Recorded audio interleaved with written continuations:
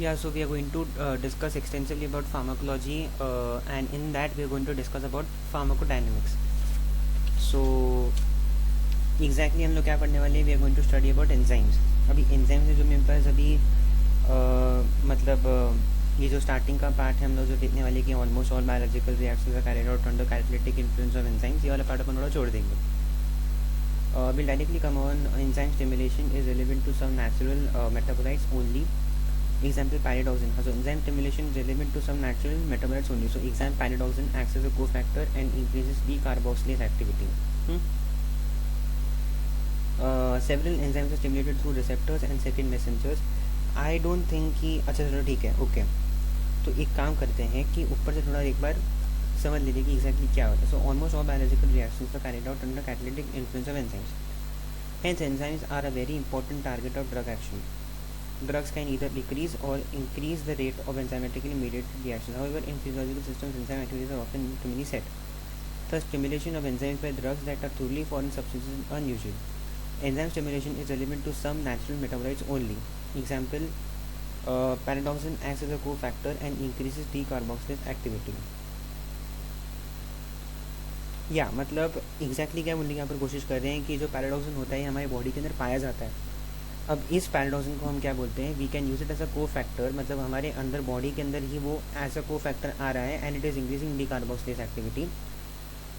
And what is it doing actually, it's basically activating the enzyme to be more specific.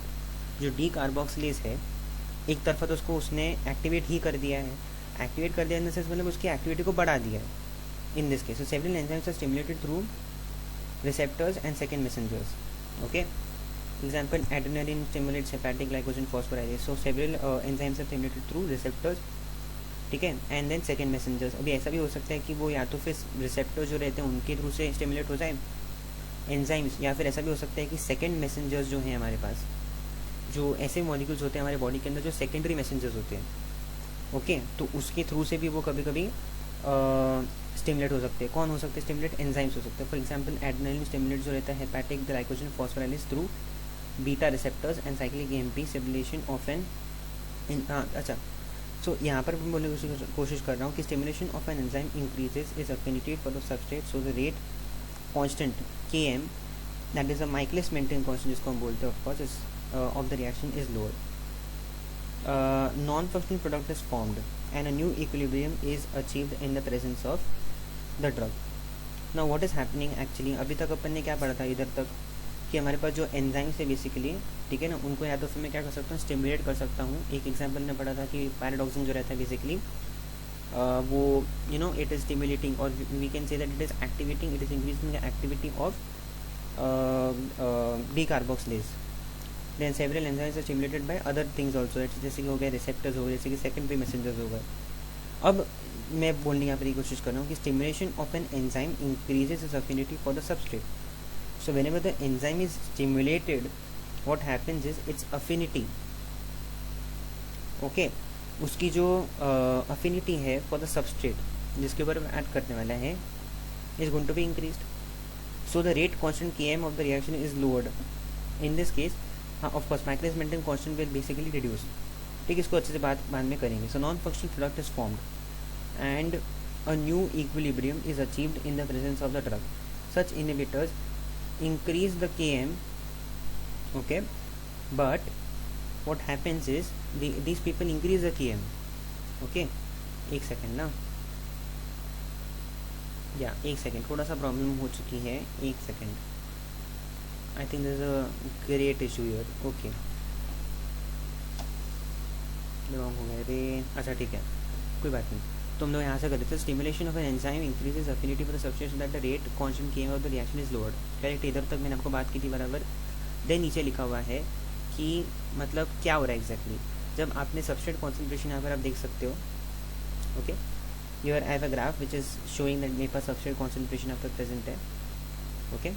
And then हमारे पास मतलब x axis पे, and then we have y axis के ऊपर reaction velocity. So we have reaction velocity and then substrate concentration.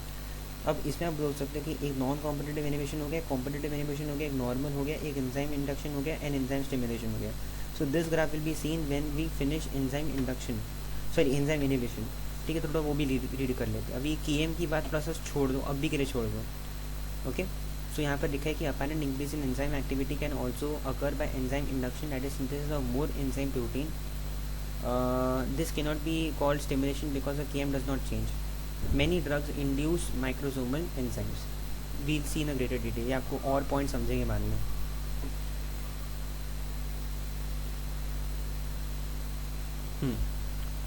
So then we come on to enzyme inhibition. अब enzyme inhibition में क्या हो रहा है, अभी तक तो हमने सिमुलेशन की बात की थी, तो हम लोग को एक पॉइंट यहाँ पर मालूम पड़ गया है कि स्टिमुलेशन से, ठीक है.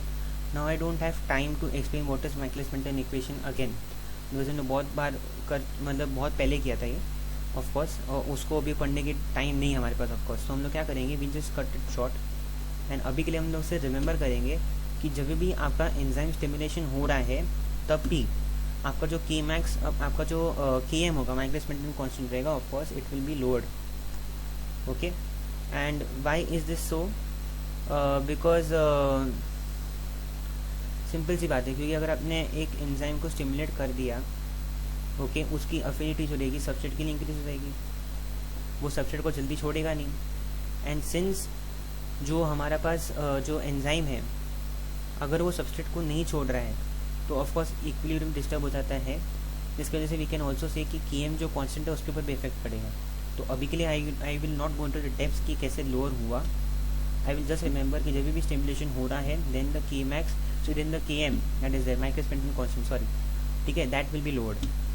ठीक है, अब अगर मैं बात करूँ एंजाइम इंडक्शन की, जैसे कि एंजाइम इंडक्शन के बारे में मैंने क्या बात की है कि enzyme activity will increase with the help of enzyme induction. What is enzyme induction? Synthesis of more enzyme protein. समझा, मतलब एंजाइम ज़्यादा बनना, कॉल्ड इज एंजाइम इंडक्शन. तो उससे भी एंजाइम एक्टिविटी बढ़ जाती है, but that is not stimulation, that is just the increase of enzyme. So that is not the stimulation as far as, मतलब जो भी है. तो Km के ऊपर कुछ भी फर्क नहीं पड़ रहा है, बिकॉज जितना आपके पास एंजाइम था उसी के प्रोपोर्शन के हिसाब से आपका प्रोडक्ट बनेगा. ठीक है, यहाँ पर आपका इक्विलिब्रियम को डिस्टर्ब नहीं हो रहा है. समझा, इसके अंदर आपका इक्विलिब्रियम जो है ना वो डिस्टर्ब बिल्कुल भी नहीं हो रहा है, बिकॉज सिंपल सी बात है, आपका कैसे करके रखा हुआ है कि 50 रुपये मैंने आपको दिए, 50 के 50 रुपये का मैंने डिपॉजिट कर दिए बैंक के अंदर, एंड लेट्स से कि हम लोग को एक इंटरेस्ट आया, लेट्स से 5 रुपीज़ का इंटरेस्ट आया, so it became 55 rupees. So product is 55 and the reactant is 50. So what is happening, एक इक्विलिब्रियम एक सेटअप हो गया है कि जब भी मैं 50 रुपीज़ डालूंगा, ओके, मुझे एक इंटरेस्ट आएगा जिस कॉल्ड एज, मतलब एक इंटरेस्ट आएगा which is equal to 5 rupees. ठीक है, ओके. नाउ अगर मैंने नेक्स्ट टाइम 100 रुपीज़ बैंक के अंदर डिपॉजिट किए तो ऑफकोर्स कितना आएगा मुझे, 10 रुपये आएंगे ना. करेक्ट है, मतलब मिला के बोल रहा हूँ ऑफकोर्स. मतलब अगर आपने 100 रुपये बैंक के अंदर डिपॉजिट किए नेक्स्ट टाइम, तो 50 + 50 दैट इज 2 टाइम्स हो जाएगा ना. सो आपको इंटरेस्ट जो है आपके मनी के ऊपर, it won't be 105, it will become 110. ठीक है ना, अकॉर्डिंग टू द इक्विलिब्रियम. सो यहाँ पर भी मैं वही कर रहा हूँ. यहाँ पर मैंने एग्जैक्टली क्या किया है, मैंने एंजाइम इंक्रीज कर दिया. Okay, again I will repeat the example. Let's say we have 50 coins, let's say we have 50 rupees. 50 rupees मैंने क्या किया, डिपॉजिट कर दिया बैंक के अंदर, मुझे कुछ सर्टेन इंटरेस्ट मिला विच इज कॉल्ड एज, मतलब कितना इंटरेस्ट मिला, जैसे 5 रुपये का इंटरेस्ट मिला. ठीक है, तो मैंने ये इक्विलिब्रियम बना के रख दिया कि जब भी मैं 50 रुपये डालूंगा मुझे 5 रुपये का जो है इंटरेस्ट मिलेगा. ओके, नाउ नेक्स्ट टाइम मैंने 50 रुपये नहीं डाले, मैंने डाले 100 रुपये, मतलब मेरा इंटरेस्ट डबल हो जाएगा ना. करेक्ट है, तो what will be the interest now, it will B 10 rupees. So 100 rupees का जो मुझे इंटरेस्ट बना के मिलेगा तो 110 रुपीज़ मिलेंगे ऑफकोर्स. करेक्ट है, तो इसमें मैंने इक्विलिब्रियम को डिस्टर्ब नहीं किया है. जैसे इक्विलिब्रियम था मेरा कि भाई 50 रुपये के ऊपर 5 रुपये मिले, तो इस बार मैंने ज़्यादा डाला तो मुझे ज़्यादा मिले उसके हिसाब से, जिस तरह से प्रोपोर्शनलिटी थी. तो ऑफकोर्स मैंने इसके लिए बोला कि यहाँ पर भी इस केस में भी एंजाइम और सबस्ट्रेट के केस में मैंने क्या किया है कि एंजाइम को सिर्फ इंक्रीज़ कर दिया है, तो उससे मेरे इक्विलिब्रियम को कुछ प्रॉब्लम नहीं होने वाली. And if the equilibrium is not disturb, your constant, your Michaelis-Menten constant won't be disturbed, that is for sure. ऐसे अपन इस एनालॉजी से हम इसको याद रख सकते हैं, एंड यही होता है. ओके, तो या बिकॉज माइकलिस-मेंटन कांस्टेंट का मतलब क्या है, what, how, when do you define a constant, ठीक है ना, ऑफ अ रिएक्शन. हम बोलते हैं ना what is the constant of the reaction. Constant of the reaction is कि the product part over the product part upon the reactant part gives us the thermodynamic constant. Correct है, बराबर है. एक reaction constant कब मिलता है हमको? Reaction constant जिसको हम बोलते हैं, तो वो रेट जो बोलता है रिएक्शन कांस्टेंट बोलते हैं जिसको हम, बराबर है. तो वो हमको कब मिलता है? वो हमको कब मिलता है? जब हम लोग प्रोडक्ट बाय रिएक्टेंट करते हैं. तो यहाँ पर भी Km जो है माइकलिस मेंटन कांस्टेंट जो है वो भी ऐसे होगा, प्रोडक्ट बाय रिएक्टेंट ही होगा. तो वो इक्विलिब्रियम जो सेटअप हो चुका है ऑफकोर्स वो रेशियो हमेशा सेम आने वाला है. ओके, मैंने इक्विलिब्रियम यहाँ पर डिस्टर्ब नहीं किया, समझ में? अच्छा, 1 सेकेंड.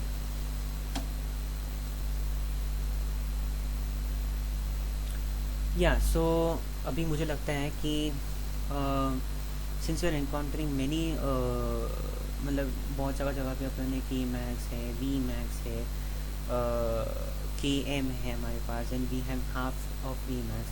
ये बहुत जगह हम लोग को आने वाला है काम में. इसके लिए मैं आपको यहाँ पर एक वीडियो सजेस्ट करूँगा, ठीक है? So I will suggest one video. That video will be revising full Michaelis Menten equation का डेरिवेशन से लेकर एग्जैक्ट पॉइंट्स क्या क्या है जो याद रखने चाहिए वो. तो वो सब मैं यहाँ पर कवर कर चुका, मतलब उस वीडियो में कवर किया. So this video is your, ये वाला Michaelis Menten equation quick biochemistry basics में.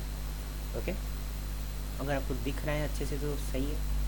ओके, बहुत ही अच्छी तरह से ये सर ने एक्सप्लेन किया हुआ है. So do look at this video. यहाँ पर इन्होंने पूरी तरह से माइकलिस मेंटन इक्वेशन को समझा दिया. नाउ अगर शॉर्ट के लिए अगर आपको इस लेक्चर के लिए समझना है सिर्फ, ठीक है, तो जल्दी से, ठीक है, वीडियो पॉज करके इस पे आ जाइए जल्दी से, ठीक है? जल्दी से आपको वीडियो पॉज कर देना है एंड माइकलिस मेंटन इक्वेशन को, मतलब जो ये क्विक बायोकेमिस्ट्री बेसिक्स है, इधर से आपको जल्दी से देख लेना है, क्योंकि मेरे कॉन्सेप्ट को बहुत सही से क्लियर हो चुके हैं इसकी वजह से. सो मैं तो अपना वीडियो में आगे बढ़ूँगा. Okay, so I won't waste time explain the same thing that sir is explain here. ठीक है, अच्छा. So what is happened here कि एग्जैक्टली अभी मैं क्या बोलने की कोशिश कर रहा हूँ कि जो हमारे पास वी मैक्स रहता है एक्चुअली में, हमारे पास जो माइकलिस मेंटन इक्वेशन होता है, जो हमारे पास वी मैक्स रहता है, ठीक है ना? अगर हम इसको ग्राफ के हिसाब से एक्सप्लेन करने की यहाँ पर कोशिश करें, this is normally the same graph that sir had shown in that video, in that YouTube video. ठीक है, this is normally the same graph. ये सिर्फ डिफरेंट जब हम चीज़ें अप्लाई करते हैं एंजाइम और सबस्ट्रेट के साथ, तो ये ग्राफ उस हिसाब से मॉडिफाई हो जाता है. Okay, and remember one thing, Km is nothing but a substrate concentration eight which the V max is half. Okay, so what is Km? ये डेफिनेशन आपको हमेशा याद रखते हैं. Km it is Michaelis Menten constant is nothing but the concentration of the substrate at half of the Vmax. Okay, तो वो substrate concentration जो आपके हाफ ऑफ द Vmax पर आपको मिलने वाला है उसको हम Km बोलेंगे. अब इस केस में अगर गौर से देखेंगे इसको, अगर आप बहुत ही डीपली देखेंगे तो नॉर्मल केसेस के अंदर अगर हम बात करें तो Km का जो ग्राफ है ऑब्वियसली ये सही रहेगा. मतलब जो एज सर हैड एक्सप्लेन कि भाई इनिशियली जो आपके ग्राफ चालू रहेगा, आप मेरा यहाँ पर कर्व देखिए, तो इनिशियली जो आपका ग्राफ चालू रहेगा, ओके, वो बेसिकली फॉलो करेगा आपका first order kinetics. What do mean by first order kinetics? First order kinetics means कि ये जो है कॉन्सेंट्रेशन ऑफ सबस्ट्रेट पे डिपेंड करेगा कि भाई आपका जो वेलोसिटी है आपकी रिएक्शन की, आप कितना सबस्ट्रेट डाल रहे हो उस पर डिपेंड करेगी.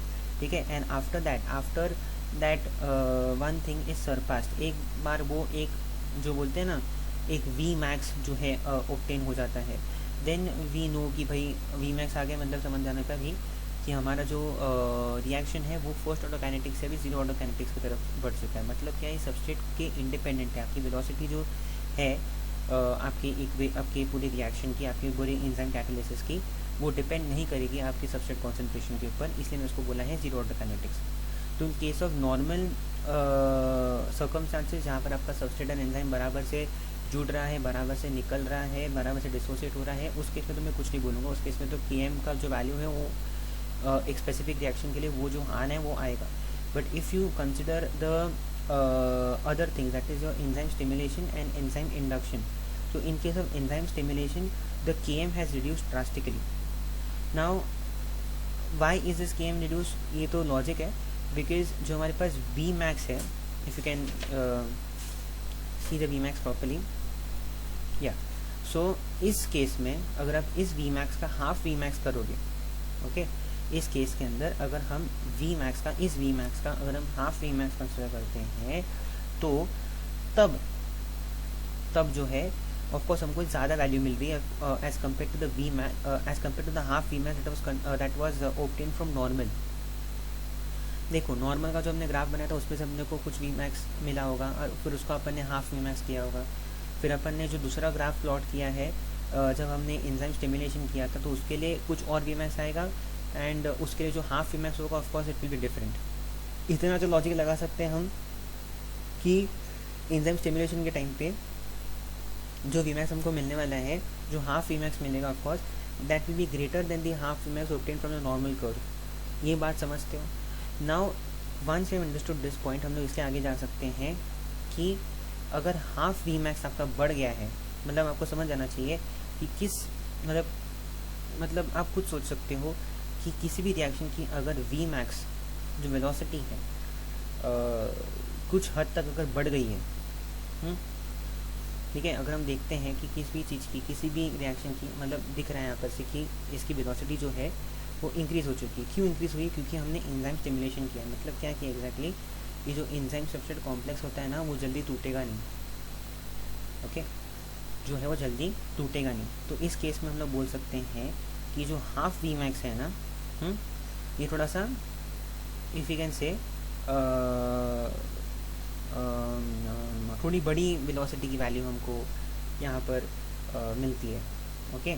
सो in this case a velocity that is obtained is a bit higher as compared to the other velocities, okay, in this case आप ये गौर कर सकते हो, ओके। और दूसरी एक हम लोग ऑब्जर्वेशन क्या करेंगे इस ग्राफ में से कि आपको जो दूसरा Km मिला है, ठीक है, वो लोअर हो चुका है, करेक्ट है। जो आपको नया Km जो मिला है एंजाइम स्टिमुलेशन के थ्रू से वो लोअर हो चुका है as compare to the normal Km। So हमारा स्टेटमेंट तो सही हो गया कि the Km of the reaction, जो हमने पहले स्टेटमेंट पढ़ी थी जो हमको समझ में नहीं आ रही थी कि Km of the reaction is lower because the enzyme stimulation has been done. Enzyme stimulation का मतलब क्या होगा कि एंजाइम और सबस्ट्रेट का जो अफिनिटी होती है of course has increased, and since the affinity has increased आप खुद सोच सकते हो कि अगर किसी चीज़ की अफिनिटी इंक्रीज हो जाती है तो वो रिएक्शन फास्ट होगा ना। कैसे? सपोज अगर मैं आपको बात करूं कि हमारे पास है 10 रुपये, ओके, अब जो 10 रुपये हैं instead of going through a middle man, अगर वो डायरेक्टली बैंक की तरफ जाएं, समझो अगर आपने एजेंट हायर नहीं किया है और आपने एजेंट को के थ्रू गए बिना आपने डायरेक्टली बैंक के अंदर 10 रुपये डिपॉजिट किए तो आपको जो चेक बनेगा देन वो डिपॉजिट होगा एंड देन ऑल दोस्त आपको रिसीप्ट मिलेगा, आपका ये सब कुछ हुआ है, तो ये सब जो डिपॉजिट का काम है फास्ट हो जाएगा। वेर एज जब अगर किसी मीडिएटर के थ्रू से अगर आप काम कर रहे थे तो प्रोसेस को टाइम लगेगा। यही तो मैं आपको बोलने की कोशिश कर रहा हूँ। क्यों ऐसा हो रहा था? क्योंकि जो बंदा था जो 10 रुपये डिपॉजिट करना चाहता था और जो बैंक थी उनके बीच की जो अफिनिटी थी ऑफकोर्स वो कम थी। मतलब बंदे ने instead of going towards bank, ठीक है, उसने मीडिएटर के थ्रू से काम करवाया, इसलिए उसका काम जो है थोड़ा सा स्लो हुआ। पहले मीडिएटर के पास गया, मीडिएटर ने चेक किया, फिर मीडिएटर के थ्रू से बैंक के पास गया, तो उसमें बहुत टाइम लग गया। वही अगर बैंक के और हमारे कस्टमर के जो 10 रुपये डिपॉजिट करने वाला था उसके अगर रिलेशन अच्छे होते तो बोलता मैं मीडिएटर के पास क्यों जाऊँ, मैं डायरेक्टली बैंक के पास जाऊँगा पैसे डिपॉजिट करने के लिए, ठीक है। जैसे हाइपोथेटिकल एग्जाम्पल, ये बहुत ही सिंपल एग्जाम्पल समझने के लिए, तो यहाँ पर भी वैसा ही हो रहा है। सो एंजाइम जो है वो भी वही सोचेगा कि अगर मेरी जो प्यार है मेरा सबस्ट्रेट के साथ, अगर वो अच्छा प्यार है, ठीक है ना, अगर मेरी अच्छी बॉन्डिंग है उसके साथ, तो फटफट काम कर दूंगा यार, मतलब सब एकदम से चिपक जाऊंगा, एकदम से प्रोडक्ट भी बन जाऊंगा, सिंपल सी बात है, करेक्ट है। और अगर उसकी प्यार और उनके देने का बीच में का प्यार इज़ नॉट गुड तो फिर क्या है, एंजाइम सबस्ट्रेट जो कॉम्प्लेक्स है वो बनने में देरी लगेगी, ठीक है। आई नो मैंने एक स्टेटमेंट बोला था अर्लियर में कि एंजाइम और सबस्ट्रेट मतलब जो एंजाइम स्टिमुलेशन जब भी होता है तो एंजाइम सबस्ट्रेट के कॉम्प्लेक्स को टूटने के लिए टाइम लगता है, वो एक रॉन्ग स्टेटमेंट था। I am very sorry to say that statement, actually में उल्टा होगा, करेक्ट। एंजाइम स्टिमुलेशन करोगे तो एंजाइम सबस्ट्रेट कॉम्प्लेक्स जल्दी टूटेगा बिकॉज उसकी अफिनिटी ज़्यादा है। वो बोलेगा फटफट में काम करवाऊंगा, अपना टाइम नहीं लूँगा ज़्यादा, ठीक है ना, फटफट में टूटूंगा, फटफट में जुड़ूंगा, वो एक काम। इंस्टेड ऑफ गोइंग कि भाई मैं जुड़ूंगा, फिर मैं आऊँगा, फिर मैं करूँगा, इंस्टेड ऑफ डूइंग दैट एकदम फटफट काम हो रहा है। Now you can see enzyme induction. अगर आप एंजाइम इंडक्शन की तरफ देखोगे तो जो हाफ Vmax का वैल्यू हमको मिलता है नॉर्मल केसेस के अंदर, ठीक है, वो ऑफकोर्स थोड़ा सा बढ़ चुका है इन केस ऑफ एंजाइम इंडक्शन। क्यों बढ़ चुका है? बिकॉज हमारे पास अभी एंजाइम की वैल्यू मतलब एंजाइम का जो नंबर है वो इंक्रीज हो चुका है, सही बात है। बट अगर आप बोलोगे Km है, Km तो कांस्टेंट है, उसका मैं आपको पहले से समझा चुका हूँ, इक्विलिब्रियम सेटअप हो चुका है, करेक्ट है, इक्विलिब्रियम सेटअप हो चुका है। तो ऑफकोर्स ना भी डालोगे वो बैंक का, आपको मैंने पहले एग्जाम्पल लिया था कैसे क्यों आपका Km कांस्टेंट रहता है इन दिस केस, राइट। तो सीधे से मैंने कवर कर दिए कॉन्सेप्ट। नेक्स्ट वीडियो तो इन दिस केस मतलब अभी मैं आपको एक समराइज करता था, मैंने वीडियो में क्या एग्जैक्टली डिस्कस किया। I discussed about enzymes. Enzymes का एक पार्ट मैंने डिस्कस किया यहाँ पर कि भाई मतलब एंजाइम से एग्जैक्टली हो क्या रहा है, ठीक है ना, मतलब स्टिमुलेशन कैसे हो रही है आपकी। मैंने एक एग्जाम्पल है पैराडॉक्सिन वाला, वो आपको लिखना पड़ता है एग्जाम के अंदर। And then we also have to write कि whenever enzyme stimulation is taking place, what will happen to Km and what will happen to Vmax, okay, and whenever enzyme whenever enzyme induction is taking place, what will happen to Km and what will happen to Vmax। हमने बराबर समझ लिया है कि in case of enzyme stimulation the Vmax value has increased as compared to normal case, बराबर है, and the Vmax value is increased, बराबर है। उसका रीज़न हम पहले से जानते हैं क्यों ऐसा हुआ, Vmax वैल्यू क्यों इंक्रीज़ हो गई है, क्योंकि एंजाइम और सबस्ट्रेट की वेबिलिटी बढ़ चुकी है। आपको मैंने बैंक का ऑब्वियसली एग्जांपल दे दिया है, करेक्ट है।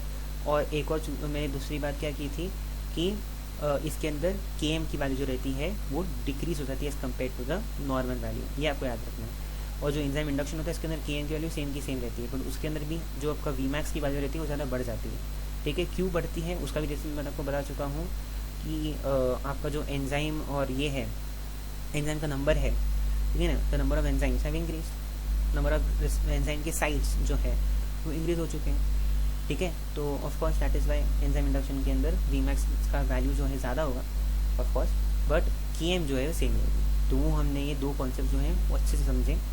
और now in the next video we be talking about enzyme inhibition, okay.